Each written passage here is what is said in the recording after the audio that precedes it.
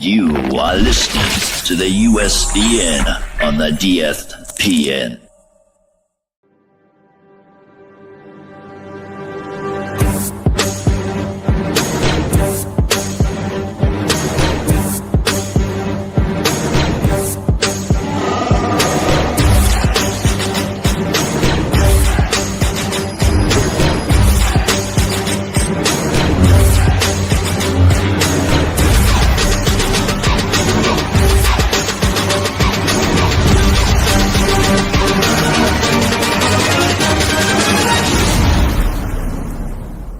It's a trap!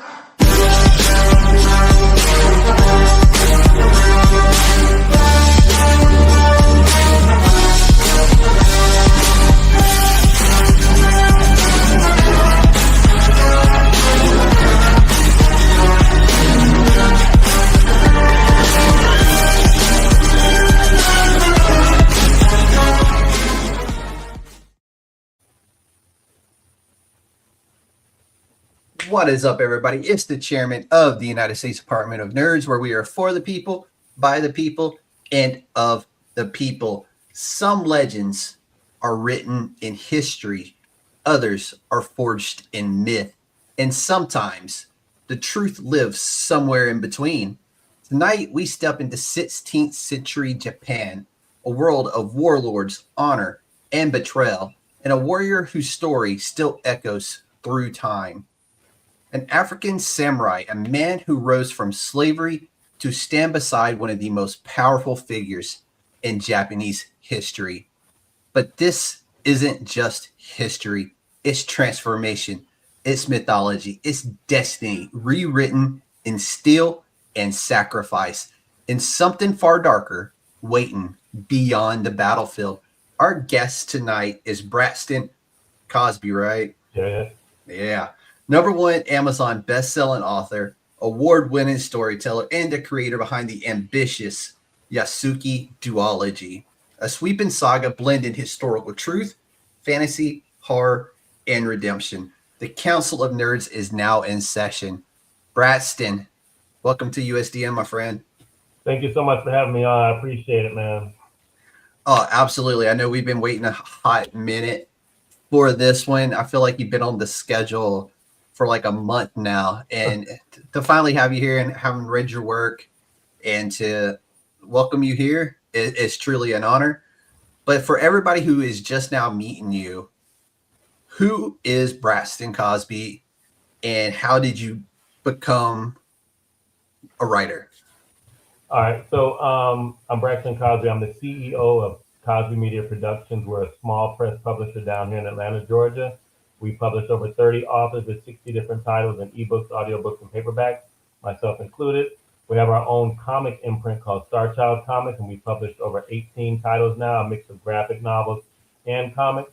We consider ourselves a hybrid publisher in that we actually publish all of our stories in both novels and comics, at least a vast majority of them. So a reader may come along and decide to partake in one of our stories, and they may start off in a novel, and it will transition you into a comic or a graphic novel, or you may start in a comic and it transitions you to a novel or a graphic novel, and vice versa. We feel that that allows us to cast a wider net for people who just like comics, or who like novels, or who like a blend with graphic novels. And it's been successful for us in doing that. We took that venture on probably right around 2020 when COVID hit. Okay. People were like, man, I say, what do you like to read? That's like our line, just kind of get you to come by the table. And they're like, we only had novels at the time. They're like, oh man, do these have pictures in them? I'm like, no, it's not a graphic novel. Yeah, I just usually read comics or graphic novels. So I kind of, at the time, I think we were around maybe like 15 novels in our superhero fiction universe that we built called the CMP DSU, the Cosby Media Productions dedicated superhero universe. I like that. Yes, me and 5 other authors, Daniel Payton, Lawrence St. John, Keyshawn Dodd, Coyote Champion, myself, and Genevieve Vickers. We actually have all of our superhero novels. So we were telling our stories in superhero fiction and novels. And I was like, man, you guys ever thought about doing like a comic? And everybody, majority of guys were like, yeah, okay, we could do something like that. Mhm. So they were like, oh, so I'm gonna just retell book one of the series. I'm like, no. This is a continuation. Let's build out, So like, for instance, Daniel Payton has the Bark series. It's a 3-book series. Book 4 is his comic Okay. called Power Struggle. So I said, just keep going forward with your story, And so we did that. We wrote them up. We teamed up with some fantastic talent to do the artwork. And then we basically ran a Kickstarter to get all 4 first issues put together and finished, and we did. And so we got those out, and then since then we haven't looked back. My personal story is I've been writing since 2011. I feel like I had like a calling in church one day to actually get into writing because Mhm. I've never got into writing before. I rarely read for pleasure because I was always in school. I went in high school, went to college, got bachelor's, master's, and doctorate. So I was always reading because I had to, not because I actually wanted to have any pleasure in it. Yeah. Kind of called to it one day in church. I was like, man, what would I write on if God's kind of calling me to write? And it was like I heard this voice like, all that cool stuff that you like when you look at movies and shows. And I don't know about you, but sometimes I look at movies and I'll be like, man, it was really, really cool, but I wish they had kind of gone this way with it or gone that way with it. Yes. And I was like, take all that stuff, all that cool stuff, and then write your own story and put it in yours. And I was like, oh, okay, I could do that, And so I just sketched out this little story for the Star-Crossed Saga, which was a trilogy, which I do not recommend anybody do that on their first go around. Start with a novella, maybe a one-off book, but don't start with series. I was just crazy enough to do it. And so I got that going. I got picked up by, I researched everything you need to know about how to get published back then. Yeah. What's the process like? What's the stories like? And then I just kind of started going, just kind of putting things together. I was fortunate enough to get my book picked up by a small publisher here in Atlanta called Firefly Publishing. I always give shout out to Diane and her work.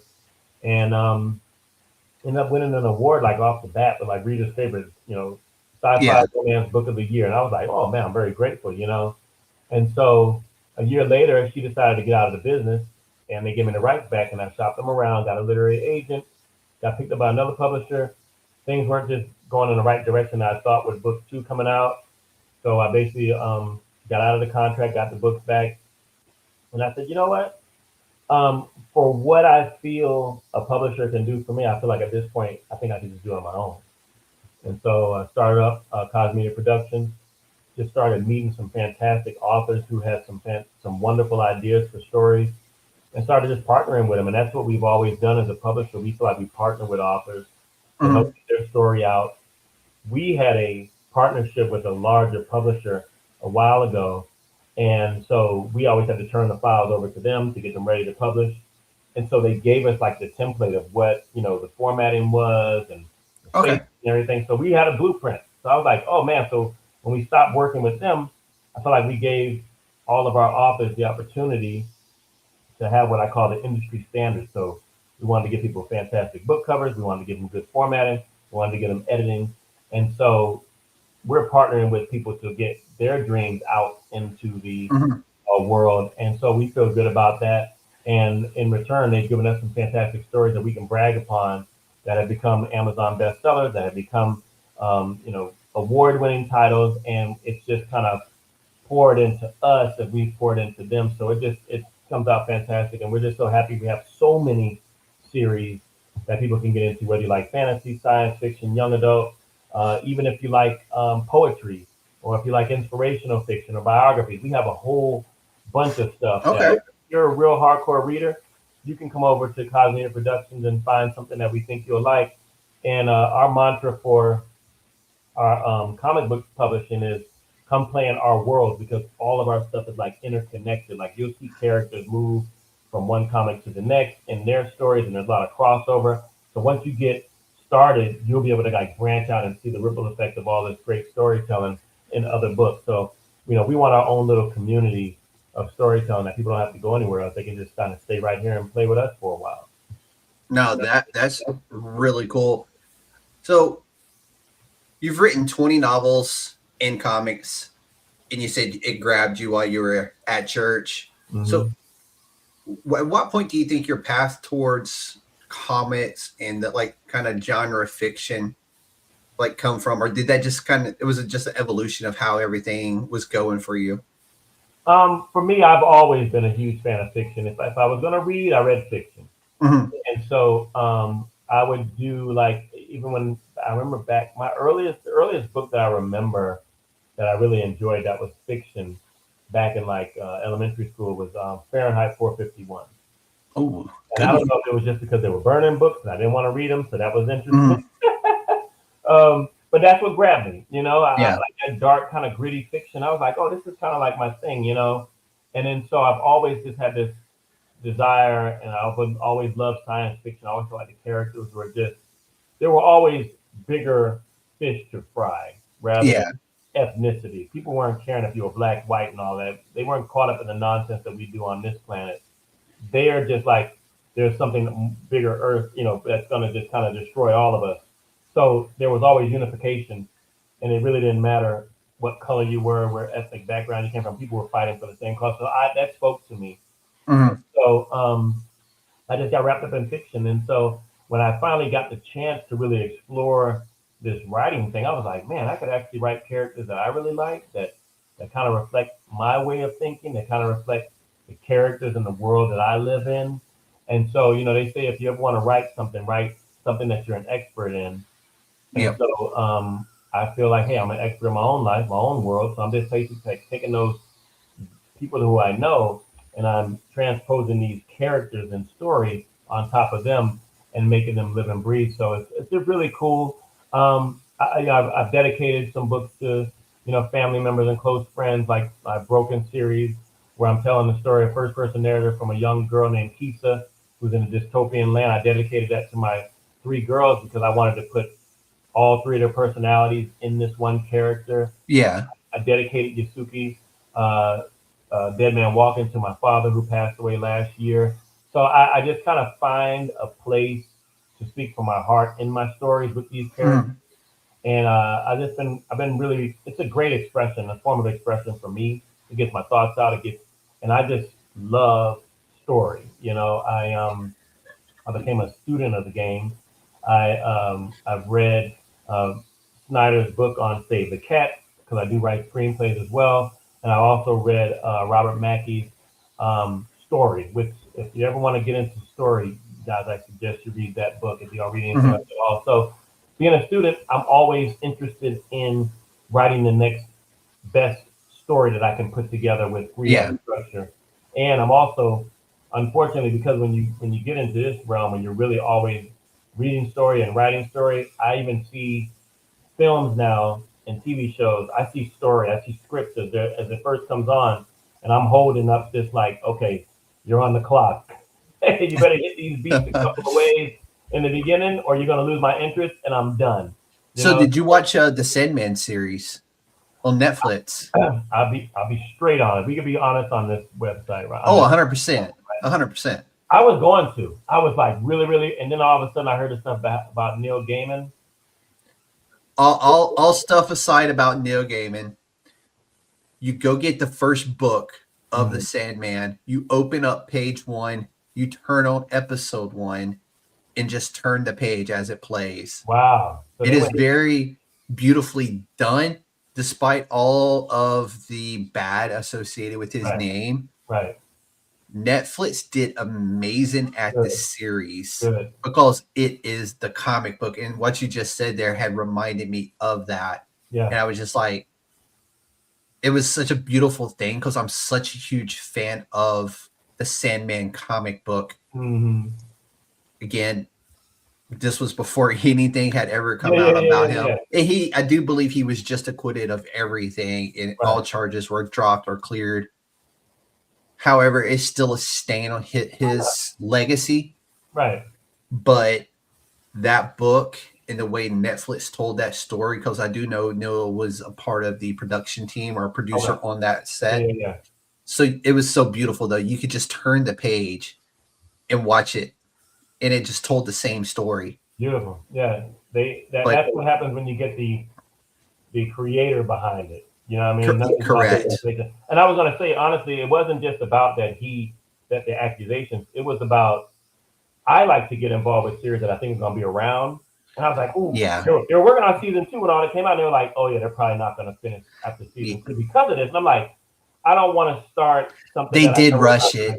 You know, but I didn't want to. You could tell. So I'm hoping There's that with the acquittal, they actually keep going because then I could jump back into it. You know what I mean? I think the legacy is too tarnished for them to want to do that, unfortunately, because they were telling such a amazing story, and the actors behind everybody, like they were just so good for their characters.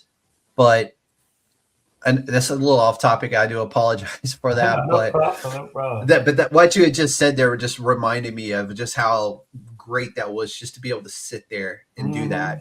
Yeah, absolutely. But I know you started out writing novels. Were you able to kind of like take those lessons learned from writing like prose like that and kind of bring that into comic books? Because I know it can be a hard transition for some people because they want to shove a lot of stuff into a word box, and it just doesn't work that way. I tell you, it was a great, you know how you like on the job training. Oh yeah. So I had written up to this point. I had written like so many novels, so I was pretty good at keeping 3-act structure. But in a novel, you can freelance. You can go for as long as you want, go down another path, come back down that road, and land back on that story of the hero's journey. In screenwriting, we say that there's no, because every page is a minute, every minute a page. So if it's a 90-minute film, you got 90 pages to get this done, and there's no throwaway scenes. If you're really writing scripts correctly, there's no throwaway scenes. It's not just the time to just, I think this is really cool. It's got to have intentionality behind it, or else you lose the viewers. Same things with comics. There's no throwaway panels. So those panels, to me, really, really, really, really matter, and the transition of those panels, and then thus the transition of those pages. And then so I'm constantly sitting here when I script out a comic, I'm thinking about 3-act structure again, even though it may be a continuum of story. I feel like if you're in a series of writing comics, then kind of map it out in your head. I'm going to go for a 6-book series. You need to have 3-act structure, comprised of that entire 6 issues. But in each one of those, what are you trying to accomplish? And it has its own 3-act structure for that. Even though it's an open ending that's going to get you into the next one. And so yes, to your point, when you go from writing 109,000 word novel to a 350 some page novel, and now you're trying to jam that whole idea, that whole outline into a 24-page comic, man, it's intense, Oh yeah.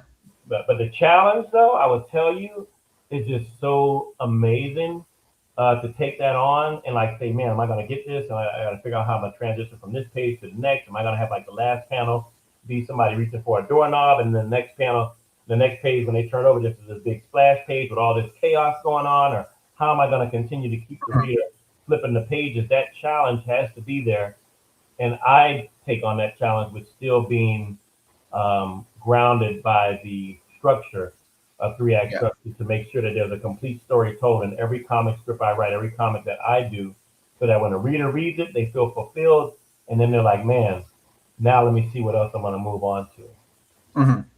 No, I like it. And it's always kind of explain it as like you write a story when you're doing like a cis issue work. You know in your head, the beginning, absolutely, the end. How do you get there? And in your head, you're going to have extra bits in there, and it's like that extra bit is really good, but what are you going to sacrifice to the story to get that extra bit in there that you want? It is so difficult. And I know Nick Caspero, who does the Vitellarium series, did a phenomenal job when he did it too. And you have done that same thing. You've done a phenomenal job of translating over, which hard to do. And it's good to see people are doing it, because there's certain, I always say I've read books that I wish would have been a graphic novel, because the story would have been so much better to be with the pictures of. Right. Because there's such a descriptive writer. Like when you read the page, you can take yourself into it. Right. and you see what they see. You see the colors, you know, the smells, Mhm. and a lot of fictional writers don't nail that to me like a comic book does. Right. Like a comic book has that visual, you can physically Absolutely. see it. Yep. You know, if they're standing at an alley, it's probably going to smell like piss and trash. You know what I'm saying? Right. But there's certain like fictional writers who are just so good at building a scene and a description of that Right. that you feel like you are there. Absolutely. So anybody who can do it, man, more power to y'all. We need more people who are willing to take that on and make their story, or take that risk of making their story into a graphic novel or comic book. Absolutely. So let's dive into Yasuke. Yeah. What first drew you to such a historical figure who many still believe is not really, it was made up? Right. It was interesting because I was just on the internet one day, just kind of scrolling, and I saw this image of this black man in samurai armor. And I'm like, oh, what is this? And I clicked on it. I was like, oh, it's probably just some made up picture, whatever. You know, I kept it going, and I just, you know, another day. I get back on the internet again, and then all of a sudden another image pops up because now I'm in the algorithm. You know. Oh And yeah. I was like, oh, what is this? You know. And then so one of the pictures that caught me was the image that was another version of him, and he was standing with an Asian woman, and then they had a mixed child. And I was like, okay, hold on, where are they going with this? You know, what's the story behind it? So I started doing some research on everything, as much as I could, about Yasuke.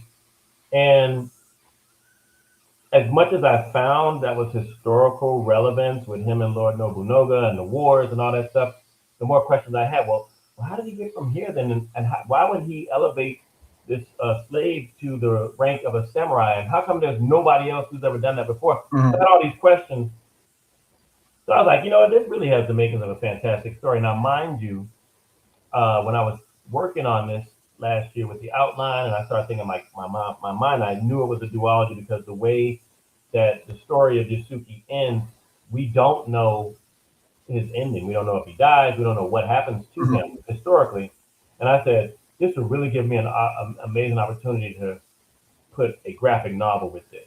Still sticking in our hybrid publishing mentality, and I can go a little wild with some fantasy here because you know that's I want to do that.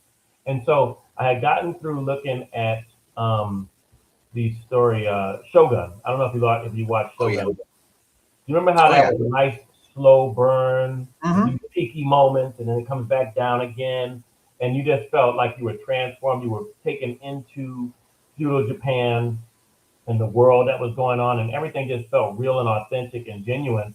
And I was like, this is the pacing that I want with Yasuke Dead Man Walking. This is how I want to do this. I'm so happy this came out because I want to be grounded, and I wanted to just dive into the world that I knew of and write a fictional prose that just connected the dots of all the history. And so I did all the research. I knew the geography of the land. I knew the seasons of the land. I knew how long the winters were. I knew the religion. I knew the factions, the different warring factions that were fighting against Lord Nobunaga, his mission to unify Japan. I knew all that stuff. I knew about the ninjas, the Buddhist monks, all of that. And so it was a matter of, honestly, just as I'm writing my fictional story, I'm just basically coming and I'm sprinkling in all these facts to make it authentic. So I always challenge people, hey, if you read Yasuke Dead Man Walking, I challenge you to tell me what's real and what's fake because I wanted it to just flow. So that's what I really enjoyed about it is you can't tell where it's real. Well, you can in the beginning, but after like the dream sequence, I guess is what I want to call it. Yeah. It really, once the picture clears, you're like, Yeah. I don't know what's real and what's not real, and I'm okay with that because it's such a good journey. And I was telling you before we went live, is this is how I do these things, is how I conduct interviews, is I take you through on a journey through the person's life. Right. And you did that with Yasuke, and it was a phenomenal job at it. Because you can sit there, you mention places, you Google it, and you're like, oh shit, that's a real place. You know? Because I'm the type of guy who will, like, yeah, it's a 10-minute read, but I'm going to take 30 minutes to read it because I'm stopping to Google stuff along the way. I mean, it's not a 10-minute read, y'all. You want to take your time and read it and savor it. Right. You know, just marinate in it because it's really good. but it's always fun when I've always said I love fiction with a little bit of the real sprinkled Yeah, in. yeah, You know, like I see a fictional town in a book and I Google that town and it's a real town in a real place. And it's yeah. the same one they're talking about in the book because he's describing the gas station. Right, The story's 100% fictional, but the place is real. right. It kind of adds that depth to the fiction that you're looking for. And Mhm. it's so fun to read fiction with that sprinkling of real world in it. So Yeah. it's such an impeccable job at doing that, dude. Well, thank you. So mad props on that. Yeah. And I was going to ask you about your research rabbit hole, but you answered that one. And Mhm. it's amazing. I love finding little things like that to just keep Oh, on going. And next thing you know, it's like the next day, and you're like, "Yeah, I went down that rabbit hole. I guess I did that." So I got to ask you though, what were you most surprised about with his real history? the journey from the Sudan over to Japan, um, just really just honestly, I have a whole fascination for Japanese culture anyway, really Mhm. Asian culture in general. And so as I went and I found these things out, Lord Nobunaga became a really, really interesting character to me, Mhm. which is why if you remember reading, like the first three chapters are really about him. Yeah. Because I didn't want to, even though it's Yasuke's book, I knew that there were a bunch of tropes that I was playing with in this book. I had the fish out of water, with Yasuke being the total culture, everything. I had the odd couple with him pairing with Lord Nobunaga, because who would put them together?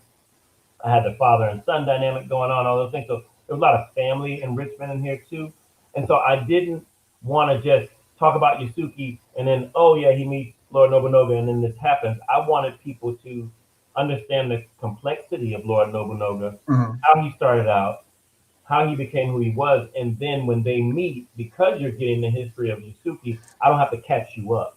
And then Yeah. everything just plays off very naturally how they play off of each other and how they're kind of both kind of waiting and checking each other for a little bit just to see if this is even worth, investing in, this relationship. And then so when they do start to click and things happen, people have this nice wealth of information on both characters, and their unification feels very organic at that point because you have a good understanding of both of them.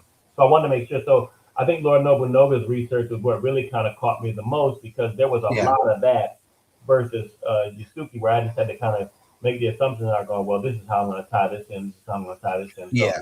as you talk about historical fiction, yes, those real things are fascinating, but I had such a good time in creating this fictional narrative that pushed through all that. I mean, that's why it's written like with the dates and the real time. So there's timestamps in there to Mhm. kind of show you, hey, this is this war, this is what happened here. And I was just playing around with the pencil, just kind of drawing it all up, man. So it was a fantastic experience.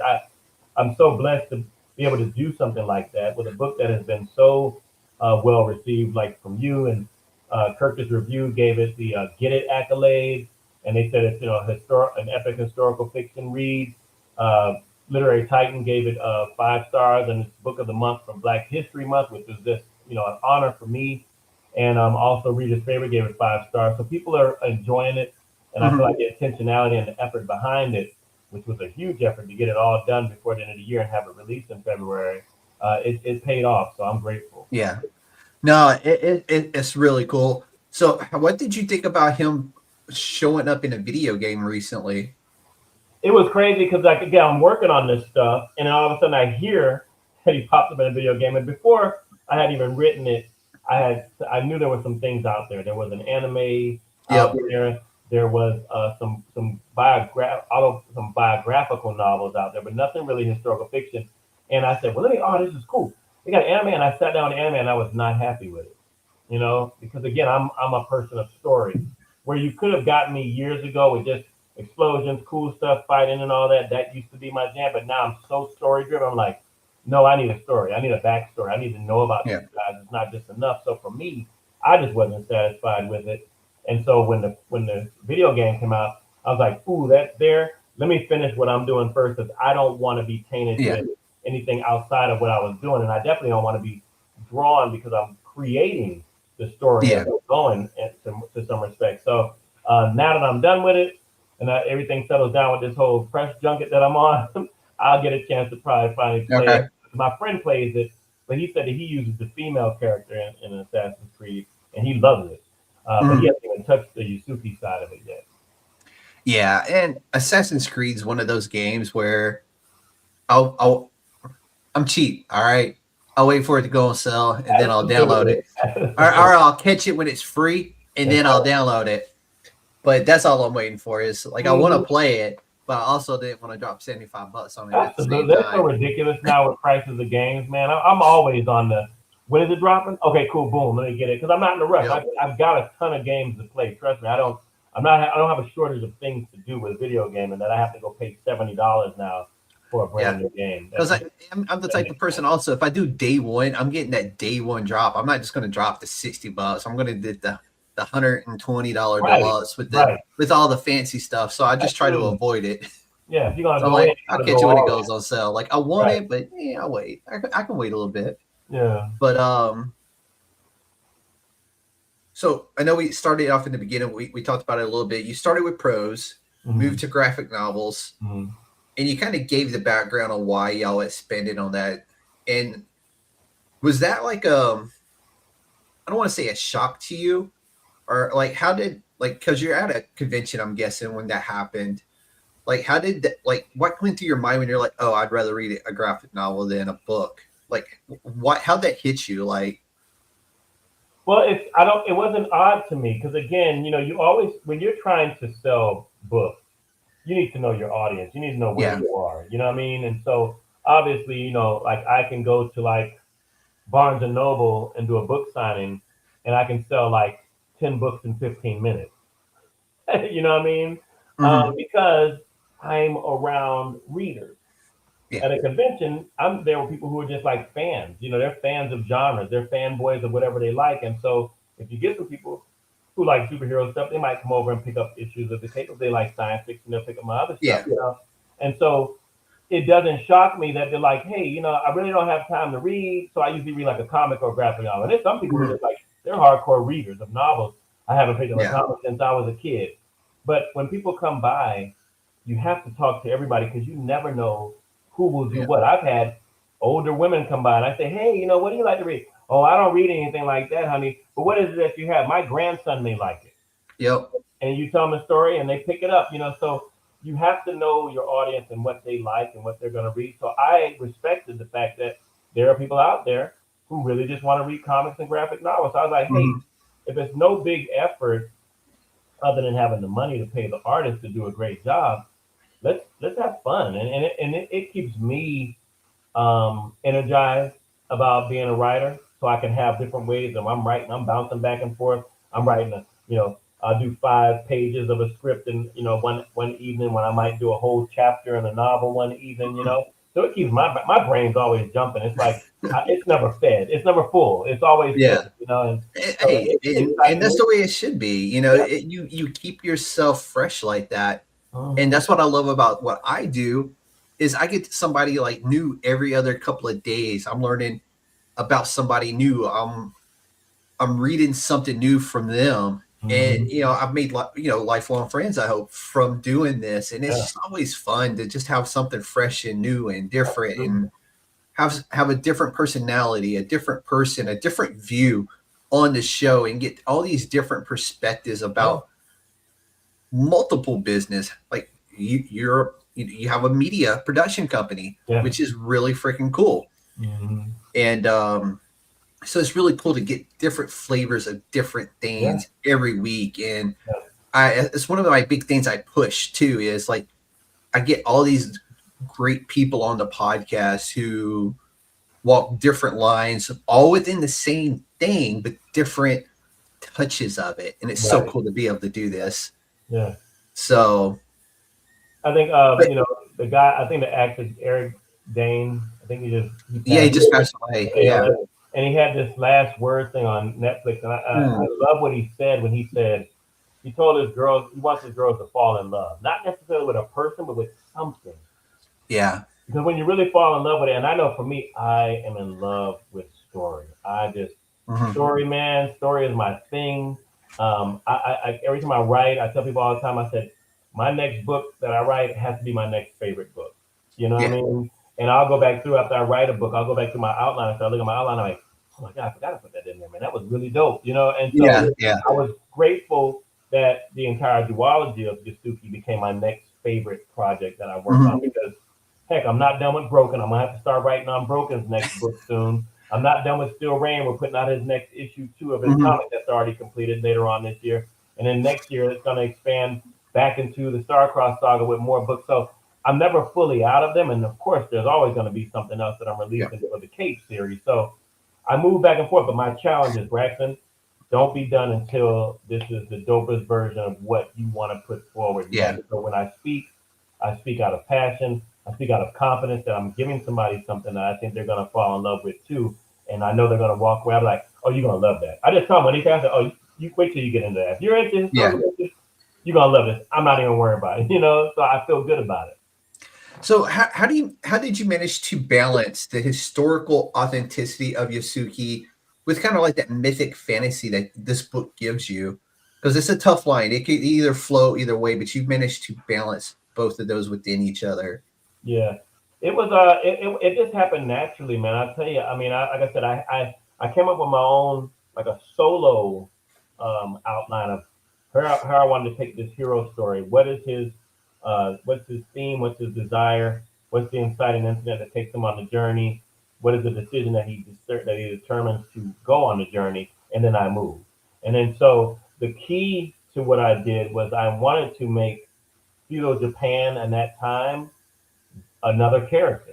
When you talk about world building, it wasn't just a world that they lived in. It was a character in and of itself. So it had to live, it had to breathe, it had to have these elements with time, with existence, with the geography for the fights and the wars and stuff like that. And then the land had to produce certain types of food and that they used for commerce. And so I wanted to make sure all those things spoke on their own.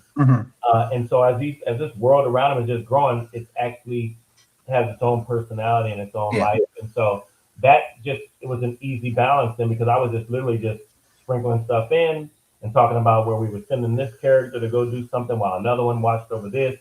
And then these other people were constantly, there's always conflict with this story with Yasuke. It's either internal or it's external. It's either one, but it's constant. And so those are the challenges that make people hopefully connect to the character and root for him as he goes through this. But I felt like it was almost like a D&D board, you know? And the character, you just moving your character. And then when you get to a certain point, it's like, boom, this is happening. What are you going to do? Oh, let me roll the dice and see if it works, you know? Yep. How I felt, you know? So let's jump over into do a little bit about the sequel. So the sequel introduces the realm of elsewhere. What inspired that shift? I wanted, you know, I grew up in a time when I was a kid. There was a show called Samurai Sunday, man. Every Sunday, 7 o'clock, down in Miami, we would look at this show called Samurai Sunday, and it was all Asian films. You know, they would just have these films, and you know how it is. The guys be running off the walls, fighting each other. They get punched like 30 times in the chest, and then some little bolus of blood would come out, or they get stabbed, and they would take like 5 stabs before they truly be dead. So I was like, man, I want to do that. I want to have this realm, but I just came from real historical fiction, so it couldn't happen here. You know what I mean? But I wanted Yasuke to have some kind of inherited talent and power now to be able to do those types of things, making it really, really cool with some ninjas in there and some fantastical creatures to fight and all that. And so I had to drop them in another realm, which is what I did with Elsewhere. And I also wanted to create some new characters that would actually help push him through this journey as well. So in the 75-page graphic novel, I had an opportunity to create this new world with these new rules, because in writing, you have to have rules. And I had to establish those rules early. And that way, when the character plays around in them, the audience can follow. And, you know, who doesn't like a big ass sword? You know? Oh, dude, yeah. I think a big ass sword makes everything better. So I wanted to get that in there. You know, we call it the basag.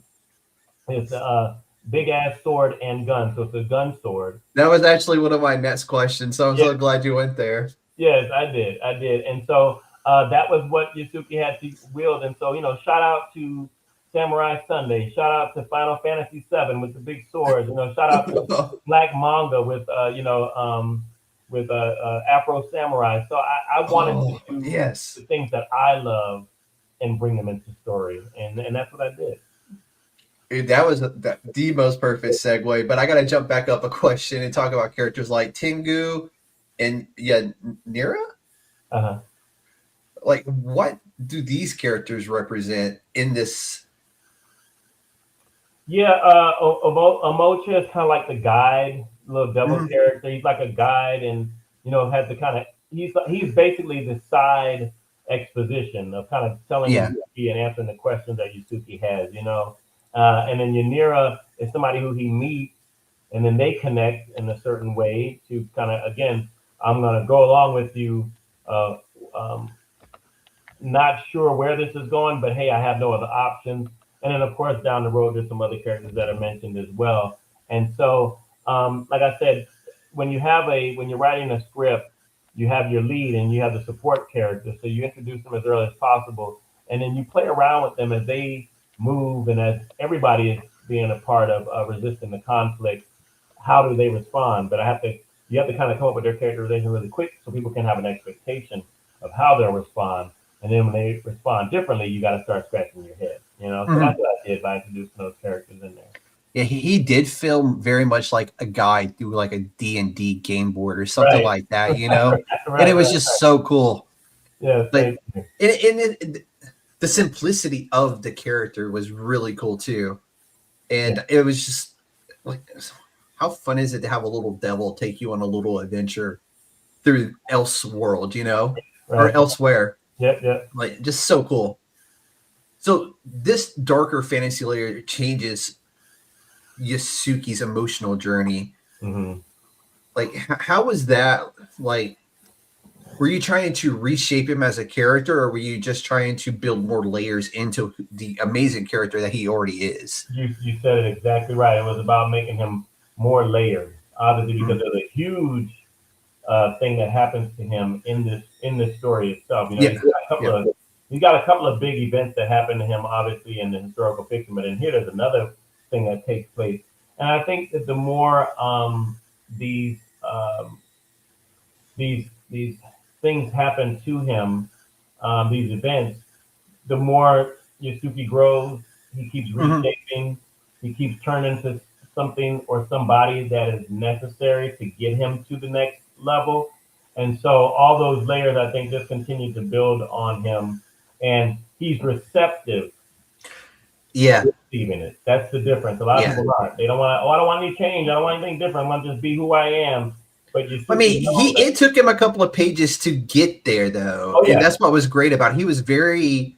He's like, no, you got the wrong dude, Right. And then, like, you see him slowly, like, okay, let me let this guy take me on this journey because it has to be taking me somewhere. Yeah. So it was really cool to see. It was really fun to read. And what were those books back in the day where it was like a pick your journey, Your own adventure. Absolutely. Yeah. And it almost felt a little bit like that. And I was just like, I would turn the page and I'd be like, I don't get to pick it, but it's still kind of cool, because that was the vibe I was getting there in the beginning of it. Right. I was like, as I was turning, I was like, maybe it's going to tell me, I can pick which way I want to go. Right. So that was really fun. And if I know there's going to be adults listening later, so if you really like those, this is just like a perfect book for you. If you like, you pick your own adventure stories from when you were a kid, but for an adult, you don't get to really pick your own adventure, but it feels like it's about to give you that opportunity to pick your adventure because the way the story is written, and it's spaced so good. Like, it's almost like you're inviting the reader into it, into like kind of like I wonder if this is where they're going to go with this part, because you have a panel with no words. You're like, I kind of want to just like maybe do something right here. So, and it's just really fun. I mean, don't draw in your books, people. It's very bad. Right. Or draw in your own books. It's your book, but that just gives me the EBGBs. Right, like, especially like I've had like comic books being signed into the whether it was the writer or the artist just do a bad signature and they feel really bad. I'm like, as long as it looks like your signature, and when I send it off to be graded, they recognize it as yours. I don't care how bad it looks. You don't have to like. Don't do that, please. Yeah. But yeah, this is such a fun book. But I want to talk a little bit more about the comic industry and publishing. Okay. So you've worked across novels, comics, media. What have you seen this? You've been doing this since 2020, right? So, comic books, yes. Comic books, yes. Mm-hmm. Publishing novels and stuff since 2014, about 12. Okay. So, but what to you has changed the most in that time frame? To me, I think it's fantastic to see the indie scene explode, right? Dude, I'm making it into a living, and I love it. Yes. Well, someday it'll be a living, Right. Until then, I got a day job. Your passion, yeah, absolutely. The day your passion can become a living, man, it's amazing. It is amazing because, I'll sit here some days and I'm like, it kind of feels like a job. But then I'll have Braxton on, or I'll have Todd Black on the other day, and I'm like, this is why I do this. Yeah, because it no longer feels that way. Once you're in the conversation and you're just talking to dudes or whatever, and it's like, and this isn't a job. This is fun. Getting to talk about the industry, about the projects, the work. This is fun. I would have never dreamed to be doing what I was doing today. I mean, it was never in my radar. I mean, I was in the 5th grade. I remember a friend of mine, we were into comics, and he came to school one day with like a 10-page comic. I'm like, what is that? He's like, oh man, I drew my own comic. I'm like, what? And I'm like looking at it, I'm like, oh man, this is super cool. So I want to do that. So I remember I think I did like a 5-page thing, and I just kind of walked away from it. And those characters I'm still going to bring out. Actually, they're going to matriculate right back into the cake because it was superhero based. So it's funny you mentioned that because Zing, who was just on the podcast not that long ago, his character, Prince Adonis, is the same character he drew and wrote 32 years ago. And it's the same guy persevering today. So yeah, those characters those stick figures you drew as a kid. Oh, they're gonna come back, so I think that's what it is. Like to me, I've learned that it's really about when you're selling comics, there's the big two, DC and Marvel. Most people they got 7,000, 14,000 characters. So most people have already chosen people who they connect. Oh yeah. But when you're trying to sell, if you find that niche, you find that hole where you do something that's totally different that people have not, that really doesn't exist out there that they can't connect to, that's when they're like, oh, what's this about? Oh man, I want to get this. This is great. And that's when people come along. Like sometimes when you're trying to sell them a superhero, it's like, well, this guy kind of looks like Green Lantern, or he kind of looks like Captain America. So they kind of already have their mind of who they like. But I think so. Comics have been around since like the 20s or the 30s or something. Yeah, you're gonna get some repeats to some degree. Right. I don't want to. There's no way. Absolutely. It can still be original IP and still look like somebody else's IP because that's just where we're at this time in this world, and it sucks to say it that way. Yeah. But there's no more truly original IPs, depending on who you ask. But I still see every character as its own character. Right. Yes, it looks like Green Lantern. I'm sorry, but this is what I dreamed of, and this is what I wrote. Right. Well, me and you understand that, right? But we're talking about consumers.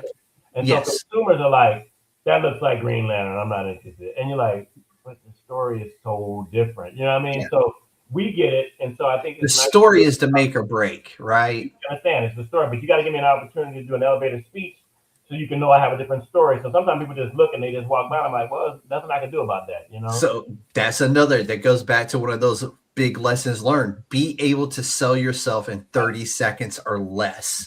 Because some people at conventions are going to give you 30 seconds or less. Sell me your stuff. Yeah. So you have to know your story inside and out, front to back, for it to work. Yeah, absolutely. And see, so here's the graphic novel, right? Now you see, let's see here. Yeah, Yanira's here. So when we talk about connected universes, I'll throw you a pitch real quick. ANVK.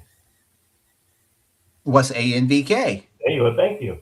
African Ninja Vampire Killers. You're interested? Fucking in. Yeah. And so that's one of our comic series that was it has no novel associated with it.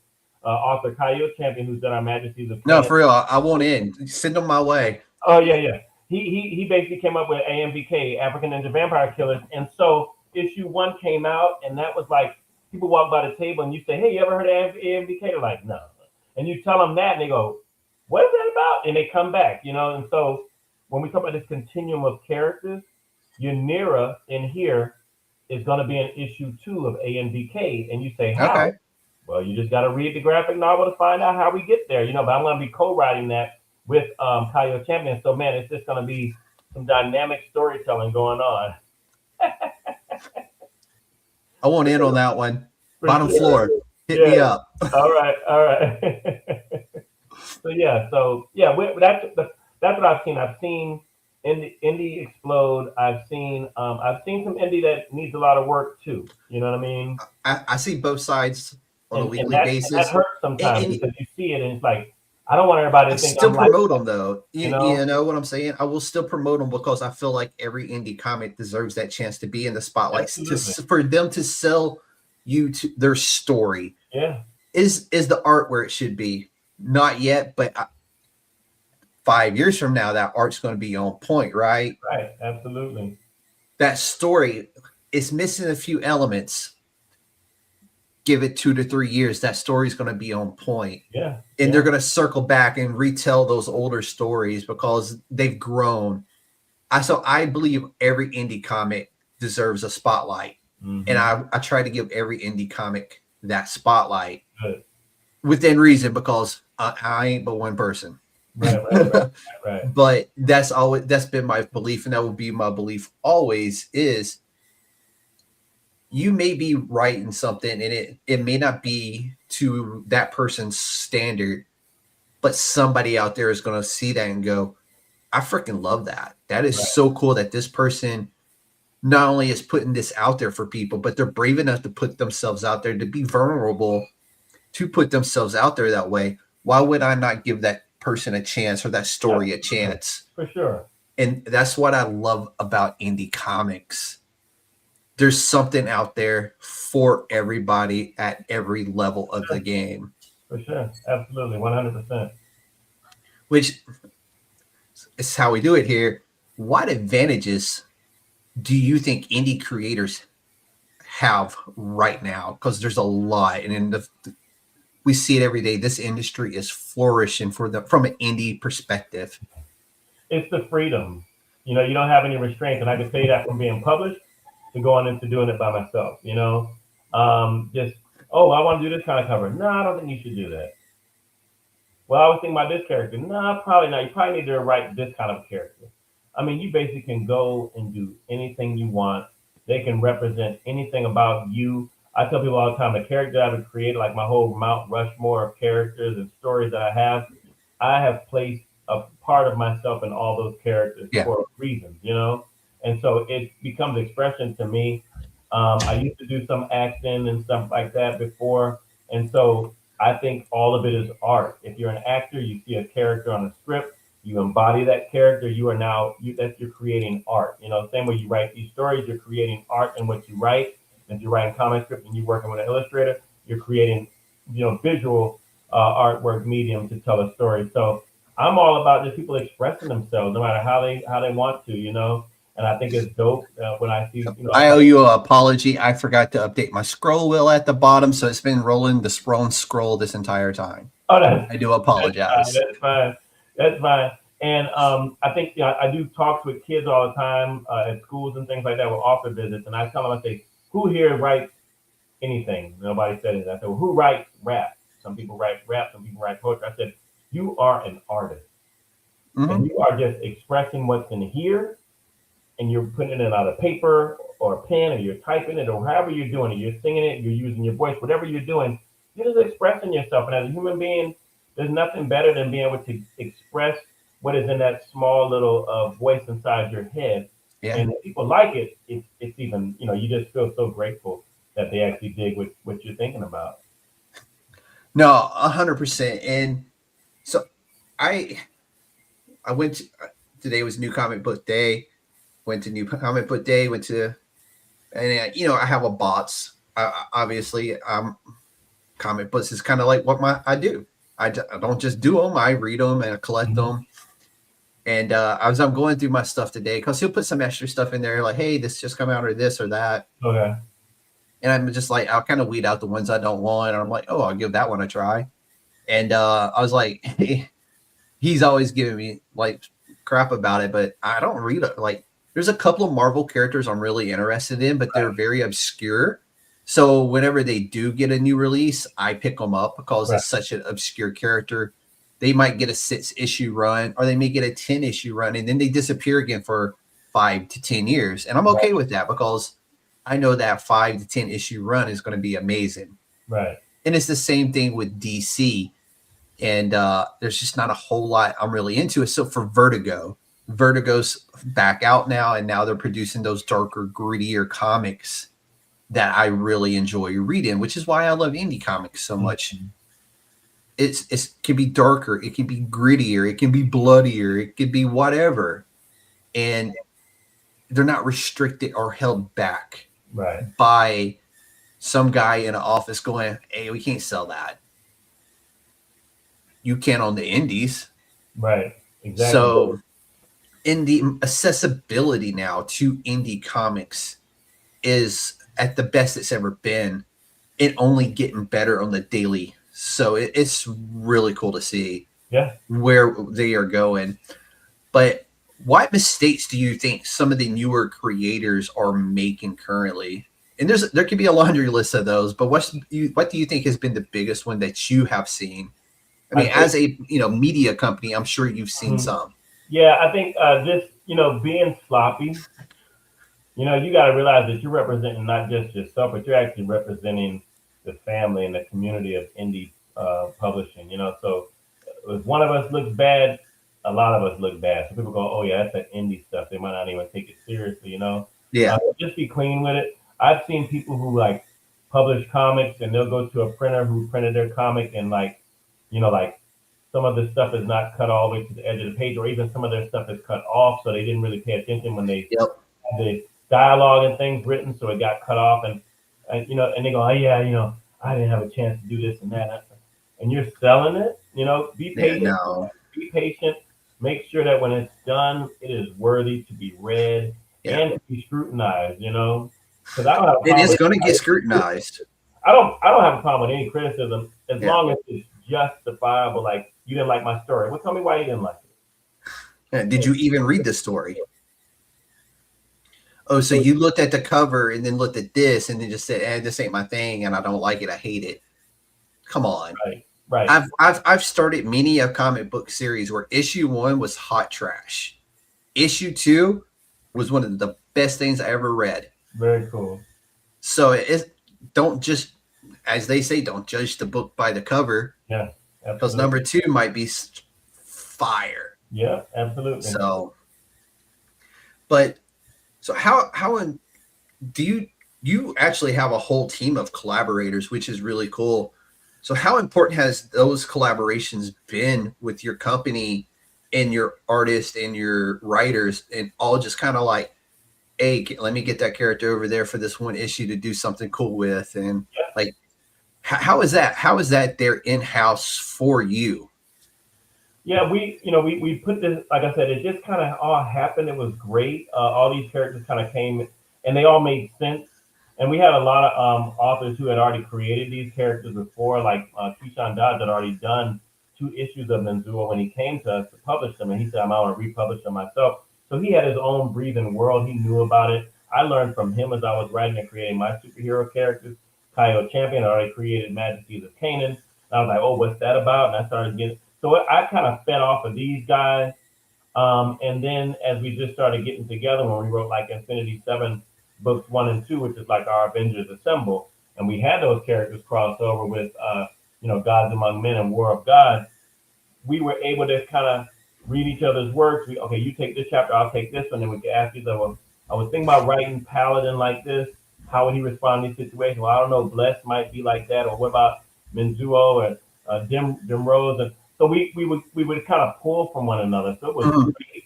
And then what we do with our artist teams, you got like 5 or 6 artist teams. I look at their style and I go, I think this might match what you're doing over here, Lawrence, with I kind of like Marcelo, his style to work with what you want to do with the comic book for Metatron. What do you think? And they kind of collab, and it's like, okay, cool.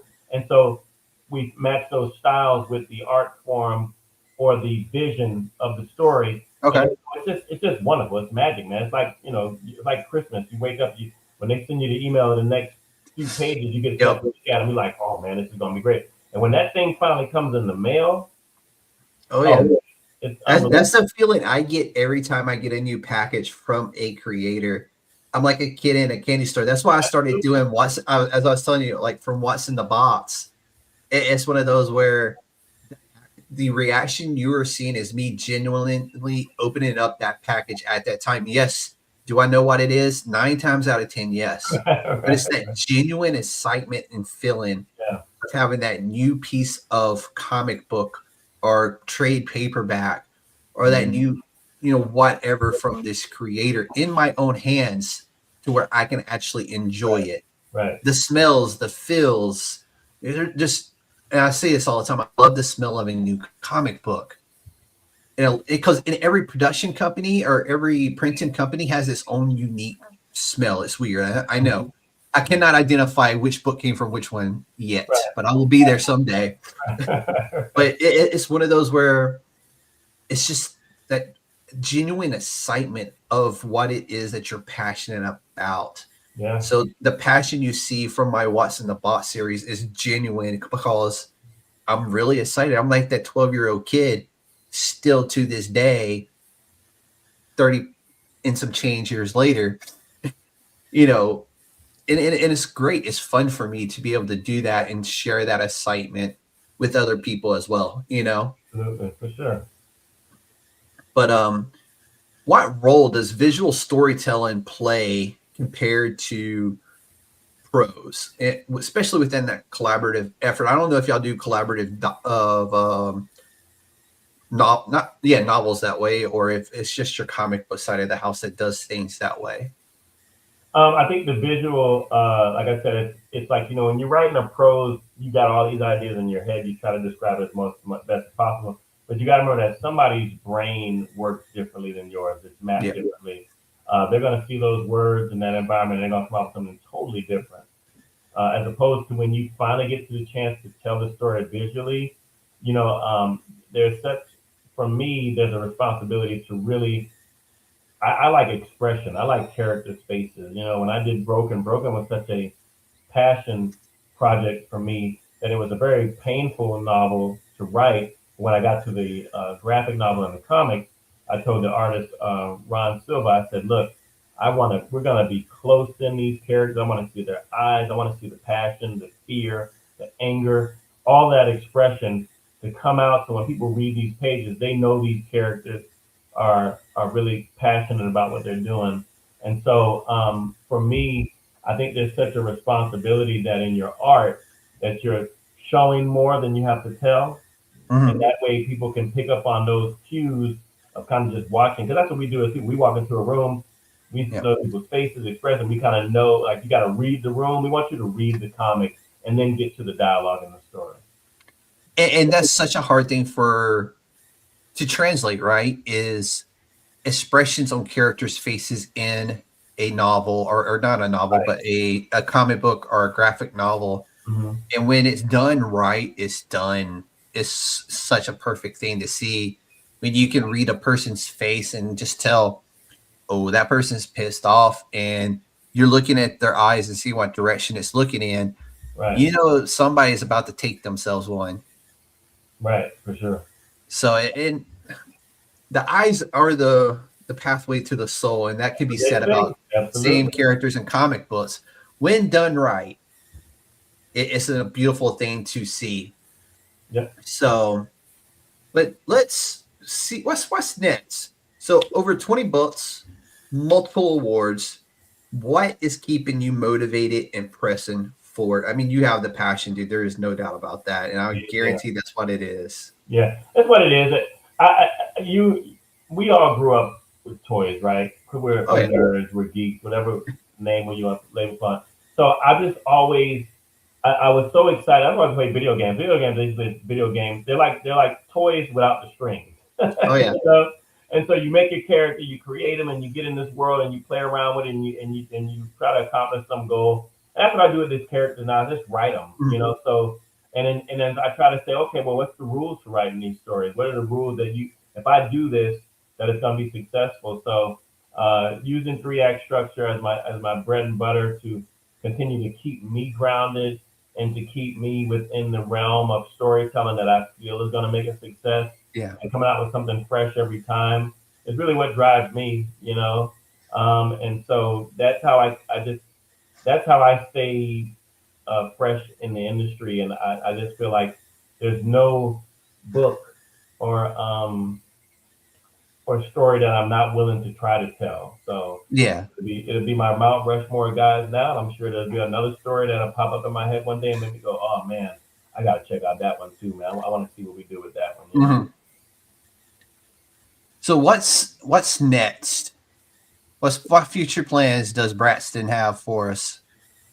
Well, like I said, this year we'll be on our convention trail. Next month we'll be in Alabama at Huntsville Comic Con. In April we'll be Roll Tide. Huh? Yes. Roll Tide. I had to get it out there, man. I was born there. All right, all right. We'll be in Greenville, South Carolina. Okay. For the South Carolina Comic Con. We'll be back down in Atlanta area with Liberty Books. They'll be hosting us for First Comic Saturday. So I Okay. have all my Universal stuff there, novels and comics and graphic novels. In June, we'll be going back to Charlotte, North Carolina for Heroes Con. Love Heroes Con. In July, Such a great convention. I'm going to try to make it down for this one this year. Oh, fantastic. Well, you come on by, Yeah. man, and get a chance to check us out. And then also making our way back to Tennessee. We haven't been in a couple of years, but we always get love from Tennessee. We always love the vibe there. Going to Knoxville for Fanboy once again. Knoxville is such a great place, man. It's small, but it feels so big. Yes. And it's growing, like Nashville and like Knoxville, and I forgot that little town over there. I know it's the Nashville effect of Nash Vegas growing into everything, but it's been such a positive influence in that Knoxville area because Knoxville used to be a hole in the wall. Right. But it's been really cool watching Knoxville kind of like fill itself in, and now before long, it's going to be a Nashville metropolitan area that's surrounding it. Yeah. Do a ton of film and TV. That's how I found out about Knoxville. I was like doing some film back in the day, and it just popped up, and I'm like, wait a minute, why are we filming in Knoxville of all places? You know, I mean, you look at the outskirts of Atlanta now. That's where The Walking Dead was filmed. Absolutely. The whole town and village is out there, and it's been used in so many more. Like a lot of your favorite TV shows and movies and stuff have all been filmed on that Walking Dead set that was built in Georgia back in 2008 or whatever it was, 12, whatever. But yeah, it's a pretty cool place too. I don't know if you've had a chance to to go out there and see it. It's really cool. Yeah, absolutely. I've been around it. So we're gonna be getting back to Knoxville for Fanboy, and then we're gonna try to get back into Nashville this year later on. Open up the applications for the Southern Festival of Books. So yeah, we always get mad love from Tennessee, so we want to get back over there.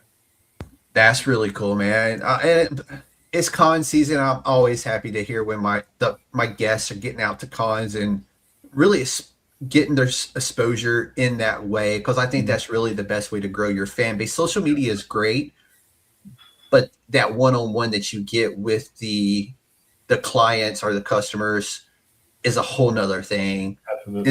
It's in this exhilarating feeling as well, you know, and you can ride that adrenaline all day until it's time to pack up and go home, and then it's just like, oh. Yeah. Hopefully the box is lighter though, because you sold a lot of stuff. You know what I mean? Yeah. Hopefully the pockets are a little heavier. That's for sure. So, what legacy do you want your work to leave? I mean, you're building a great legacy. What is it like that you want to be left?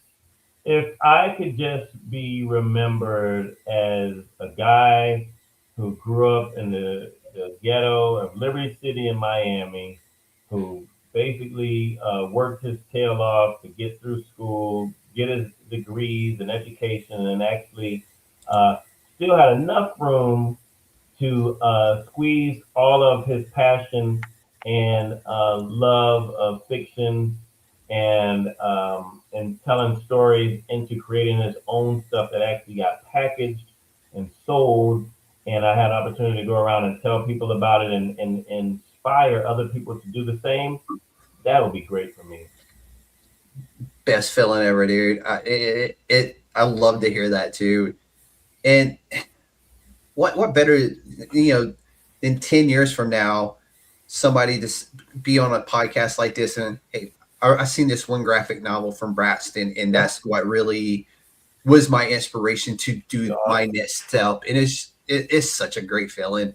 Yes. And I hope someday there's a podcaster out there who would say the same thing about me, For sure. only do it better. That's right. That's right. But let's jump into a little bit of the advice, some creator advice here. What is your best advice for indie creators right now, whether it's comic books, graphic novels, somebody just now getting into it and diving into it? What's the best advice you can give them? Stick to story. Whatever book you have to pick up, whatever resource, whatever intensive that you can take. I took an 8-week intensive on writing story when it came out of scripting, and I cannot tell you how grateful I am for that. Master your craft. Don't just put stuff out there because you think that you got a great idea. That goes only so far. Mm-hmm. People will remember your story if they really, really like what you did, and you have to have an outline. But if you don't have an outline, you don't have a story. And so make sure that you understand how to create an outline, and that way, that's going to be your pathway. That's going to give you direction and focus, and you'll be able to put out something that people will really enjoy. And there's rules to writing, and if you use the rules, people have this great experience and not even know how you just kind of manipulated them into loving your story. But if you get those rules together, you really set yourself up for being successful as a writer. And what's great about it, yes, there's rules to it, but everybody is different. So you may read one way of doing it. Right. You may read 2 or 3 ways of doing it. You're always going to adopt your own methodology that you find that works for you. Yeah. And it's going to be a mixture of multiple different theories of writing, Mm-hmm. So again, just if that's what you're interested in, like he just said, just read about writing, which is crazy to say, Right. but you have to read about writing. Yeah. And whatever you write, you need to read. You need to see what successful people have done with that genre, so that it's a copycat lead. Oh man, they wrote it this way. They set this character this way. I had a way I was going to set my character up too. I'm just going to follow their format, Yeah. But then you get that that's great until you realize you just wrote the same as that character they did. Right. Well, I think it sounds and it feels the same. There's tone shift. You know what I mean? Like in Hollywood, they have a saying. It's like, give me the same but different. You know what I mean? Because there's only so many ways you can tell a story. Yep. But okay, how many orphan stories have we seen that have been successful? And you think that we'd be done with orphan stories, but there's an orphan story. Oh, there's always a new murdering orphan out there, man. Because people understand that, and so you got to still stay in that realm of what people understand by giving them something with a different wrinkle in it, Oh, yeah. So what do you think is the biggest misconception about publishing? That you're going to be an overnight success. That if I put this out, everybody's going to go buy it. Oh, I can't wait to sell 1 million copies. Okay. I always like to say, nobody thinks you're special except yourself and your mom. How about to say your mama? Yeah. No, that's a good one. So what do you think separates creators who succeed versus those who fail? Those who don't give up. I mean, you got to realize that this is a marathon. This is not a sprint, and if you have passion for your project and you have ideas, get out there, share it to the world and speak on it, because people will get along. They'll come alongside you if they see that you're really, really into it. I cannot tell you how many times I start a dialogue about something and they say, well, and then people start to like you and they say, well, tell me about your book. And you tell them and they go, well, yeah, I want to support. I want to pick it up. That sounds interesting. So, but you've got to know it. You've got to love it too. And if you love your story, then other people will love it as well. I always like to think too, the successful creators, they have a longer list of failures behind them. Yes, absolutely. So, all right, I told you we were going to do a quick fire round. Are you ready? I'm ready. All right. Favorite samurai film? If we're talking about live action film, Your choice. The Last Samurai with Tom Cruise. Oh, that one, that was good, and it shouldn't have been because it's Tom Cruise. Not a Tom Cruise fan, but Right. I would go 47 Ronin myself with Very good too. Yano. Yeah. But hey, both got that same feel to them. Your favorite historical figure beside Yasuke, he cannot be an answer. Historical figure. Malcolm X. Oh, damn, good one. All right. Writing soundtrack. Oh, my writing soundtrack? I'll be honest, I always use audiobooks. I just put on my favorite list of audiobooks. I'm like, ooh, tonight I'm listening to this. Whatever I'm writing, I'm listening to. So it's funny when I'm writing these, I'm listening to music, but on road trips, I'm listening to podcasts or audiobooks. Yep. But I'm also like, you're from Atlanta, man. You could have gave me Outcast, and I would have been like, hell yeah, dude.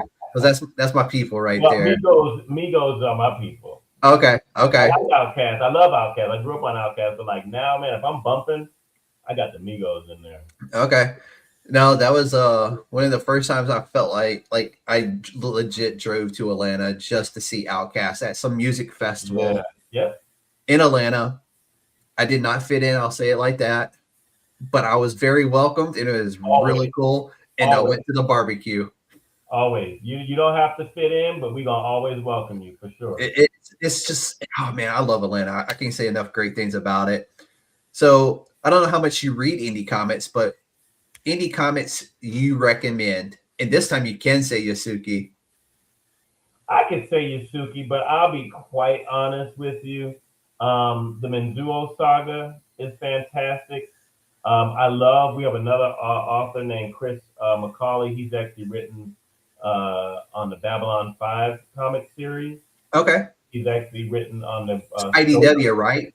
Huh? IDW does the Babylon 5. Yep. And he's also done the Bram Stoker universe of regular comics. But he gifted us with Nexus Astrum, which is our one is a comic, one is a graphic novel. I'm not a graphic, one is a manga novel, one is a comic. Mm-hmm. And so they kind of run side by side, even though they're different timelines. It's like the novel is 30 years in the past and the or present if you think about future time. Yeah. Either way, they're separated by 30 years. So you have a whole bunch. It's big fighting robots. So there's mecha that look more like the mech warrior, kind of slower things, and then he's got the ones in the future, like 30 years forward, that look more like Gundam. And Nexus Astrum is a fantastic series. I'm actually finishing up the novel now on Kindle. Okay. And, I like when my boy Dan Price with Bigfoot knows karate. Okay. Yeah. So coffee, tea, or what are you using for late night fuel to keep you going? Tea all day. Chai. Okay. I am very much a coffee guy from the time I wake up till a few hours before bed. Like I just finished a cup. There you go. After dinner, I gotta have it, Living in Asia, that's what they do. After dinner, they have a cup of coffee, and I just kind of picked it up. So, But Braxton, plug away, man. Where can people find you at in your work? Yeah, if you guys want to come by, www.cosbymediaproductions with an S.com. There you'll be able to subscribe to our newsletter, get all the updates on new stuff we got coming out. You'll be able to scroll right down the center by genre and find anything in those genres you like: young adult, fantasy, science fiction, poetry, inspirational, you name it, we got it. On the side, you'll be able to see our links that take you to our social media for X, for Instagram, and for Facebook. On Instagram, we are StarChild_comics. On for Cosby Media Productions, we are Cosby Media Productions.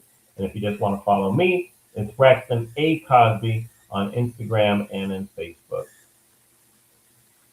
Awesome. And also, all those links will be listed down below this in the description when this gets re-released onto YouTube. Okay. And also, it will be underneath the description of the actual podcast itself when it goes live on podcasting platforms. So you will be able to see that no matter where you listen to the USDN app, you will be able to find those links for sure. But Braxton, dude, awesome to have you on. Such a fun time. A good way to close out a Wednesday evening.